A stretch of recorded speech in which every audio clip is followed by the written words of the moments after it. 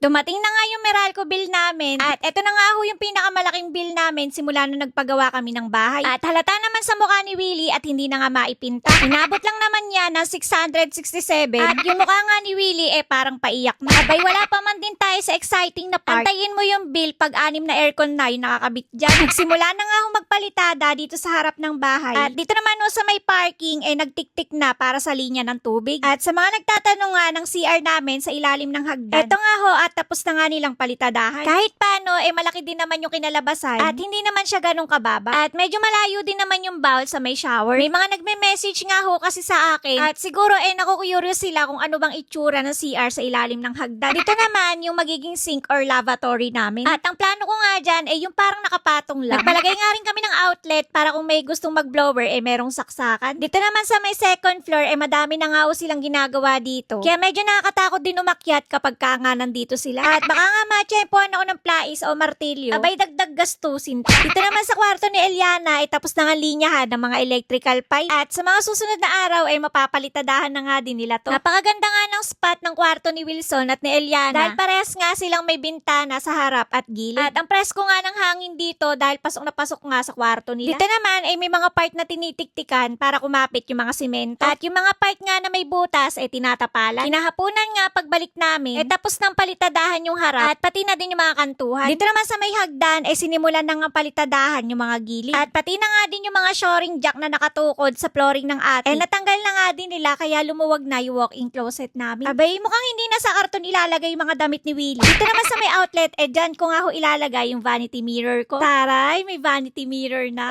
Di na ako sa lapag magme-makeup. At eto na nga ho yung pinaka-kwarto namin. Malaya ko na nga mare-wrestling si Willie dito. At wala na nga makakapigil sa akin. Ito naman sa kwarto ni Wilson may mga nakalinya na nga na electrical pipe. Dahil dito nga pinadaan yung mga kuryente para sa atin. Parehas lang naman ang laki yung kwarto ni Eliana at Wilson. At mas malaki nga lang yung bintana niya dito sa harapan. Ito namang kwarto ni Elise ang pinakamalaki sa kwarto nilang tatlo. At di nga siya mahirapan mag-ayos dito dahil kahit saan niya ilagay yung kama niya pwede. At bago nga ho sila mag-uwian sabi ko naman sa inyo talagang naglilinis sila dito. Kaya hindi kami naiipunan ng kalat at maluwag nga silang nakakakilos. Ito namang biga sa atik sinusukatan na nga din nila ng mga pamorma. At ito namang trusses halos patapos na dahil si Farlings na nga lang yung ikakabit nila. Sabi nga ni Willie umakyat nga daw ho ako at bibidyohan niya ako. Abay nakaramdam din. Abay simula yata nung nag-vlog ako sariling sikap na ako mag-video sa sarili ko. At siguro nakakaramdam na din kaya nagkusa na din. Alam nyo ba na para din kaming may third floor sa forma ng bahay namin. At nandahil nga sa computer room na to lumaki na nga ng lumaki yung gastos namin. Nagsisimula na nga rin sila magporma ng mga trusses dito sa harapan. At nag-angat nga ho sila ng 2 hollow blocks para medyo bumuka yung bubong. Para nga din daw ho kasi umabot yung bubong namin sa balcony. Kaya magkakaroon pa nga ho ulit ng maliit na biga dyan. At sabay na nga din yung trusses ipapakain sa buhos. At ang dami nga rin hong poste dito sa attic kaya marami rin silang bubuhusan pa. Madugudugong gastusan pa nga to. Kaya sa mga nagtatanong kung nakakamagkano na ba kami, masaya naman ho ako. At parang ang layo naman yata ng sagot. Huwag nyo na nga hong alamin at ako naman masaya.